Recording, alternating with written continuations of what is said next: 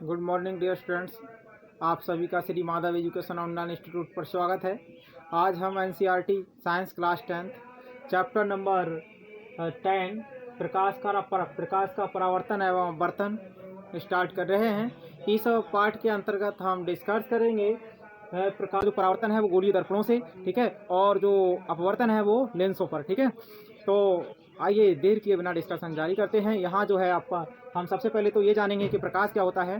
तो प्रकाश को एक एग्जाम्पल के माध्यम से समझते हैं कि यदि आपको एक अंधेरे कमरे में कोई वस्तु रखी है और आपके हाथ में कोई दीपक लैंप या कोई टॉर्च या कोई बल्ब ऑन किए बिना आपको कमरे में भेजा जाए, तो आप मुझे ये जवाब दीजिए कि आपको वो वस्तु है दिख पाएगी क्या? आपका जवाब होगा नहीं।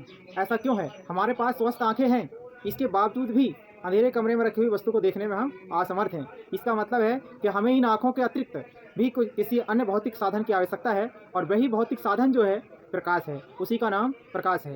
तो अगर सटीक परिभाषा की बात करें तो ऐसा कह सकते हैं कि प्रकाश वह भौतिक साधन अथवा कारण है जो हमारी दृष्टि संवेदना को जागृत करता है। यह प्रकाश एक प्रकार की ऊर्जा है जिसके माध्यम से हम वस्तुओं को देख पाते हैं। आइए इसे लिख लेते हैं। तो हेडिंग है हमारा प्रकाश। क्या लिखेंगे हम? प्रकाश वह भौतिक साधन अथवा कारण है, भौतिक साधन अथवा कारण है जिसके माध्यम से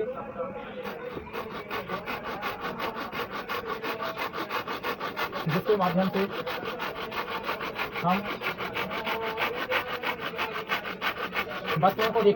वस्तुओं को देख पाते हैं,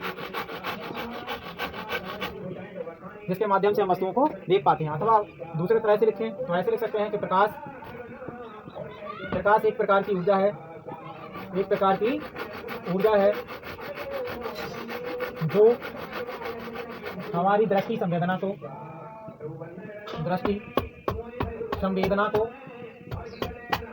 जागृत करती है, दृष्टि संवेदना को जागृत करती है, ठीक है। प्रकाश एक प्रकार की ऊर्जा है जो हमारी दृष्टि संवेदना को जागृत करती है। तो देखिए स्टूडेंट्स, अगर प्रकाश के गुणों की चर्चा करें तो प्रकाश जो है वो प्रकाश एक सीधी रेखा में चलता है, ठीक है। जब सूर्य से प्रकाश आता है तो आप उसकी तरफ नजर जरा थोड़ी देर निगाह बांध के देखिएगा तो बहुत सारी किरणें आपकी आंखों की ओर आती हुई दिखाई देंगी, ठीक है। इसको एक प्रयोग के द्वारा भी डाल्टन ने सिद्ध किया था कि प्रकाश एक सीधी रेखा में चलता है। अगला है कि प्रकाश विद्युत चुम्बकीय तरंगों के रूप में चलता है। जब प्रकाश विद्युत चुम्बकीय तरंगों के रूप में चलता है, इसी वजह से ही आपके जो है सोलर पैनल वगैरह लगाते हैं, वो उनसे करंट बनना संभव हो पाता है, ठीक है।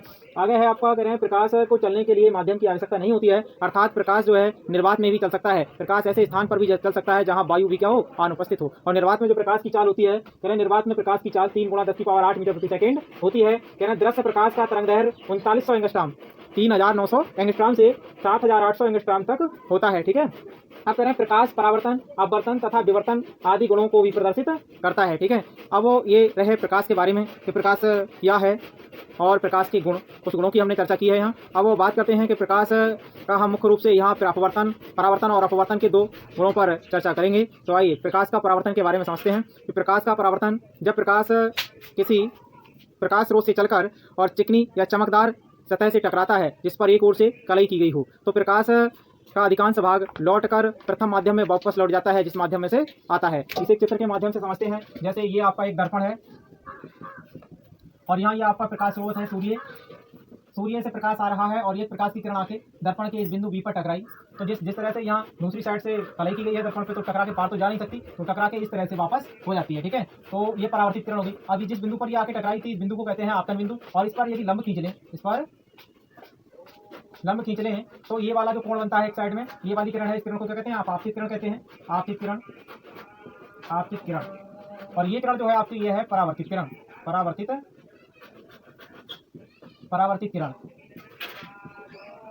किरण। और ये जो रहा आपतित किरण, मतलब आपतित किरण और ये जो है आपका अविलंब। आपतित किरण और अविलंब के बीच बना जो कोण है, इस कोण को आई से प्रदर्शित करते हैं और इसे कहते हैं आपतन कोण।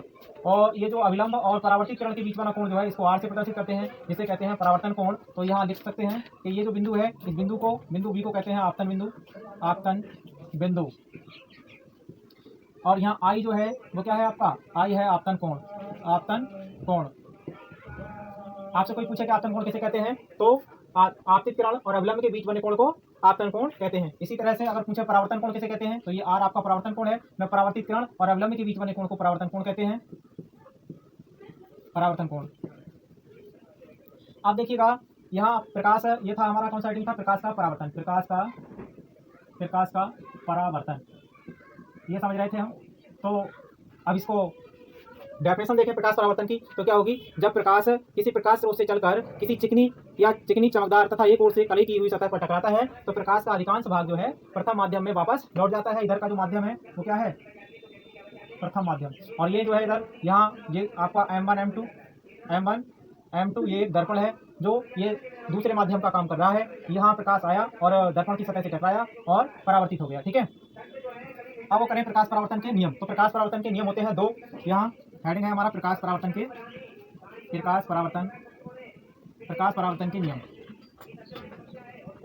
तो स्टूडेंट्स प्रकाश परावर्तन के दो नियम होते हैं, यहाँ लिख सकते हैं प्रकाश परावर्तन के दो नियम, परावर्तन के दो नियम होते हैं, दो नियम होते हैं। पहला नियम जो होता है कि आपतित किरण, मतलब ये जो है आपतित किरण, आपतित किरण और ये परावर्तित किरण और आपतन बिंदु पर खींचा गया अभिलंब तीनों एक ही तल में होते हैं। देखिएगा आपके समक्ष जो है ये बोर्ड का जो तल है वो एक ही तल तो है ना, तो बोर्ड के तल पर ही देखिए आपतित किरण बनी हुई है और बोर्ड के तल पर ही ये परावर्तित किरण बनी हुई है और बोर्ड के तल पर ही अभिलंब बना हुआ है, ठीक है। तो ये जो आपतित किरण है और परावर्तित किरण तथा आपतन बिंदु पर खींचा गया अभिलंब तीनों कहाँ होते हैं, एक ही तल में होते हैं। ये है आपका प्रथम नियम। तो यहाँ लिख सकते हैं कि आपतित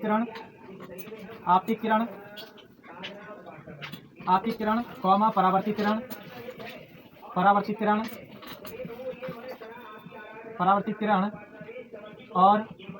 आपतन बिंदु पर खींचा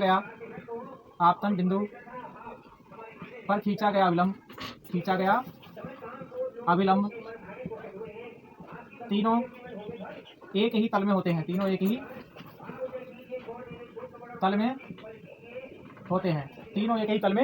होते हैं।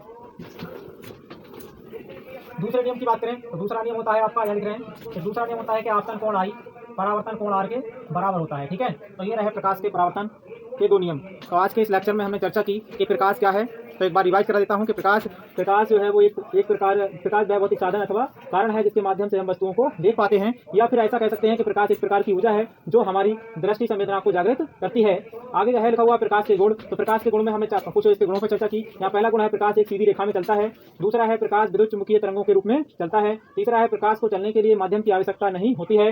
आगे करें अर्थात प्रकाश निर्वात में भी चल सकता है। निर्वात में प्रकाश की चाल 3 × 10⁸ मीटर प्रति सेकंड होती है। अगला गुण है आपका दृश्य प्रकाश का तरंगदैर्घ्य 3900 एंगस्ट्रॉम से 7800 एंगस्ट्रॉम तक होता है। आपका 6वां प्रकाश परावर्तन, अपवर्तन तथा विवर्तन आदि गुणों को प्रदर्शित करता है। फिर हमने चर्चा की प्रकाश के परावर्तन पर। तो प्रकाश का परावर्तन, जब प्रकाश किसी प्रकाश स्रोत से चलकर किसी चिकनी चमकदार तथा एक ओर से कली की हुई सतह पर टकराता है तो उसका अधिकांश भाग लौट कर प्रथम माध्यम में वापस चला जाता है। इस घटना को प्रकाश का परावर्तन कहते हैं। प्रकाश परावर्तन के नियमों की चर्चा की हमने। प्रकाश परावर्तन के दो नियम होते हैं। नंबर 1 आपतित किरण, परावर्तित किरण और आपतन बिंदु पर खींचा गया अभिलंब तीनों एक ही तल में होते हैं। दूसरा नियम है कि आपतन कोण आई परावर्तन कोण आर के बराबर होता है। तो आज के लेक्चर में इतना ही। जैसे नेक्स्ट टॉपिक जो है वो अगले लेक्चर में डिस्कस करेंगे। आप सभी को बहुत बहुत धन्यवाद।